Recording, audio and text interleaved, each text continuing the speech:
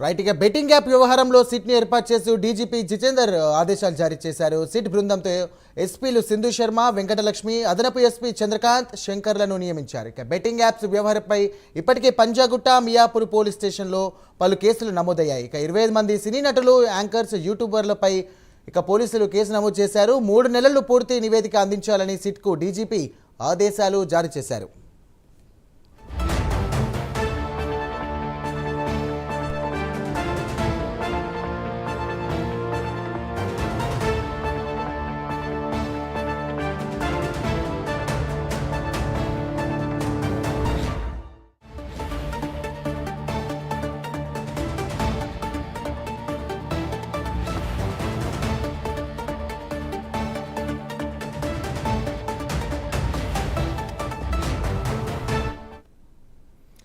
Right, breaking చూస్తున్నాం. Betting app వ్యవహారంపై సిట్ను ఏర్పాటు చేస్తూ రాష్ట్ర డీజీపీ జితేందర్ ఆదేశాలు జారీ చేశారు. ఇక సిట్ బృందంలో ఎస్పీలు సింధు శర్మ, వెంకటలక్ష్మి, అదనపు ఎస్పీ చంద్రకాంత్, శంకర్లను నియమించారు. ఇక బెట్టింగ్ యాప్స్ వ్యవహారంపై ఇప్పటికే పంజాగుట్ట, మియాపూర్ పోలీస్ స్టేషన్లో పలు కేసులు నమోదయ్యాయి. ఇక దాదాపు 25 మంది సినీ నటులు, యాంకర్స్, యూట్యూబర్స్పై కూడా పోలీసులు కేసులు నమోదు చేశారు. ఇక 3 నెలల్లో పూర్తి నివేదిక అందించాలని సిట్కు డీజీపీ ఆదేశాలు జారీ చేశారు. దీనికి సంబంధించినటువంటి మరిన్ని డీటెయిల్స్ మా కరెస్పాండెంట్ కుమార్ అందిస్తారు. కుమార్, చెప్పండి.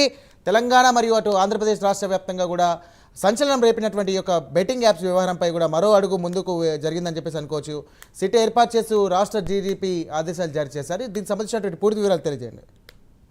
Thank you Sairam. ఏదైతే తెలంగాణలోనే సంచలనం సృష్టిస్తున్న ఈ బెట్టింగ్ యాప్ కేసులకు సంబంధించి ఇప్పుడు ఏదైతే సిట్ అయితే ఏర్పాటు చేశారో, ముఖ్యంగా డీజీపీ జితేందర్ దీనిపై పూర్తి వివరణ కోరుతూ కూడా మూడు నెలల్లో ఏదైతే నివేదిక ఇవ్వాలంటూ కూడా డీజీపీ జితేందర్ ఈ బెట్టింగ్ యాప్స్ ప్రమోషన్ పై సిట్ అయితే ఏర్పాటు చేశారు.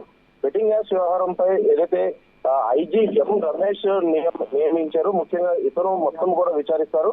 ప్రత్యేక దర్యాప్తు బృందం ఏర్పాటు చేస్తూ కూడా డీజీపీ జితేందర్ ఆదేశాలు కూడా జారీ చేశారు. ఎం రమేష్ తో పాటు ఎస్పీలు సింధు శర్మ, అలాగే వెంకటలక్ష్మి, అదనపు ఎస్పీ చంద్రకాంత్, అలాగే శంకర్లను కూడా నియమించారు. ఇప్పటికే బెట్టింగ్ యాప్స్ పై ఏదైతే చాలా కేసులు అయితే నమోదవుతున్నాయి. ఇటు యాంకర్స్ తో పాటు ఇటు సినీ సెలబ్రిటీస్ పై, ఇటు పంజాగుట్ట, అలాగే మరొక పక్క మియాపూర్ లో కేసులు అయితే నమోదైనవి. సుమారు 25 మంది పైకి ఇప్పటికే కేసులు నమోదైన ప్రస్తుతం ఈ కేసుని విచారించేందుకు కూడా ఒక సిట్ అయితే ఏర్పాటు చేశారు. ముఖ్యంగా ఏదైతే ఇందులో 90 రోజుల్లోని ఈ పూర్తి స్థాయి నివేదిక అందించాలంటూ కూడా డీజీపీ ఆదేశాలు అయితే జారీ చేశారు.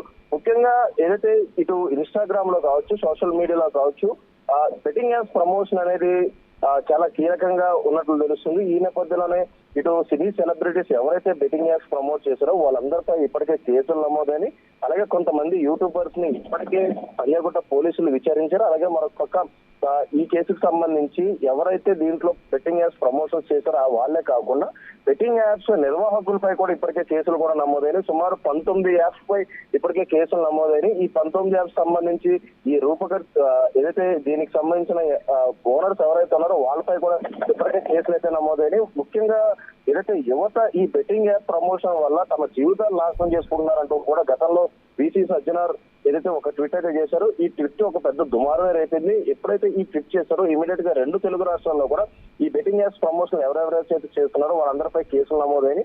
మొదటగా లోకల్ బై నానితో మొదలు పెట్టుకుంటే ఇటు సినీ సెలబ్రిటీలు, అగ్ర హీరోలపై సైతం కూడా ఈ బెట్టింగ్ యాప్స్ ప్రమోషన్ చేశారు కాబట్టి వీళ్ళందరిపై ఇప్పటికే కేసులు నమోదైనవి. అలాగే మరొక పక్క వీళ్ళని విచారించేందుకు ఇప్పటికే పోలీసులు కూడా న్యాయ సలహా కూడా తీసుకున్నారు. ఇప్పుడు తాజాగా డీజీపీ జితేందర్ కూడా దీనిపై ఒక సిట్ ఏర్పాటు చేశారు. ఖచ్చితంగా 90 రోజుల్లోనే ఈ బెట్టింగ్ యాప్స్ వ్యవహారంపై పూర్తిగా విచారణ చేపట్టి నివేదిక అందించాలంటూ కూడా డీజీపీ జితేందర్ ఆదేశాలు అయితే జారీ చేయడం జరిగింది. సారం. Right, thank you Kumar.